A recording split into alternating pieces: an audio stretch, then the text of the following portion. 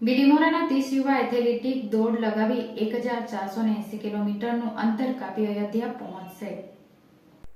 રામ મંદિર 380 ફૂટ લાંબુ, 250 ફૂટ પહોળું અને 161 ફૂટ ઊંચું હશે, જેમાં ભગવાન શ્રી રામ લલ્લા બિરાજમાન થશે।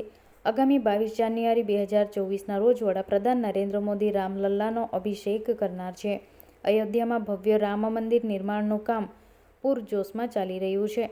આવનારી 22 જાન્યુઆરીએ વર્ષોથી તેની રાહ જોવાઈ રહી હતી તે અયોધ્યામાં રામ મંદિરનું ઉદ્ઘાટન થવા જઈ રહ્યું છે। મંદિરમાં વિધિવત રામલલ્લાની પ્રાણ પ્રતિષ્ઠા થવા જઈ રહી છે, ત્યારે રામલલ્લાની આ પ્રાણ પ્રતિષ્ઠા મહોત્સવમાં હાજરી મેળવવા સૌ કોઈ ઉત્સુક અને આતુર છે। ત્યારે દેશના ખૂણે ખૂણેથી લોકો પણ અયોધ્યામાં રામલલ્લાના દર્શન માટે આતુર બન્યા છે, જેમાં ગુજરાતના બિલીમોરા ખાતે 30થી વધુ યુવાનો દોડતા અયોધ્યામાં 22 જાન્યુઆરીએ થનારા કાર્યક્રમમાં ભાગ મેળવવા માટે નીકળ્યા છે, જે આજરોજ ભરૂચ ખાતેથી પસાર થયા હતા। આ યુવાન સનાતન ધર્મ વિશે જાગૃતિ સાથે હિન્દુ રાષ્ટ્ર ભાવના સાથે 1480 કિલોમીટરની યાત્રા કરવા નીકળ્યા છે અને દેશના યુવાનોમાં સનાતન ધર્મ વિચારોનું સંચય થવા તેવા પ્રયત્ન કરી રહ્યા છે। हेलो, जय श्री राम।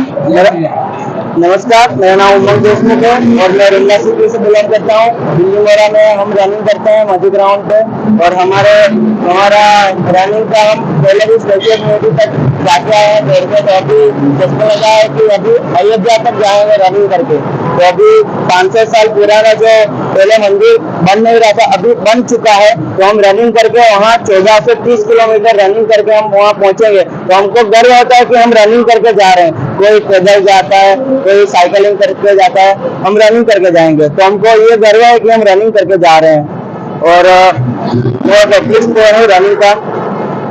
और जो अभी सनातन धर्म की सब भूल चुके हैं सनातन धर्म को, तो हम इसको जागृत करने के लिए अभी ये दौड़ यात्रा से सबको जागृत करेंगे कि सनातन धर्म और जागृत है। और हमारा ये मकसद है कि लोग हिंदू राष्ट्र की स्थापना करें, और ये हमारे योगी जी का भी एक सपना है। और हमारे नए आए बालाजी, क्या नाम है उनका, बागेश्वर धाम का जो अभी एक बाबा है, वो उनका भी एक बड़ा सा मकसद है कि हिंदू राष्ट्र बनाए। तो ये हमारा सपना है और हमारे ये मकसद है कि हम हिंदू राष्ट्र जल्दी से बना दे। तो ज्यादा कुछ नहीं बोलूंगा, नहीं मेरे जो बोलना चाहूंगा विराम करना चाहूंगा। जय श्री राम, जय भारत। મારું નામ ઓમ પટેલ છે। હું એક એથ્લેટ પ્લેયર છું, સાથે સાથે આર્મીની ટ્રેનિંગ પણ કરવાનો મારી ઈચ્છા છે અને હું આર્મીમાં જવાની પણ ઈચ્છા રાખું છું। એટલે અમારું જે ગ્રુપ છે મધ્ય બિલીમોરા ગ્રાઉન્ડ, ત્યાંથી અમે રનિંગ કરતા અયોધ્યા રામ મંદિર જે 1400 કિલોમીટર દૂર યુપીમાં આવેલું છે ત્યાં સુધી અમે રનિંગ કરતા 30 યુવકો જવાના છે।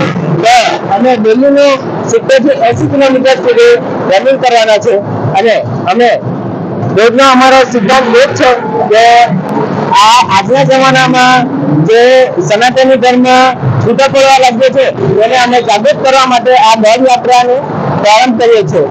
અને એ આપની ખુશી છે કે જે અમારા રામ ભગવાન હતા તેમનું 500 વર્ષ જૂનું મંદિર આજે પાછું બની ગયું છે।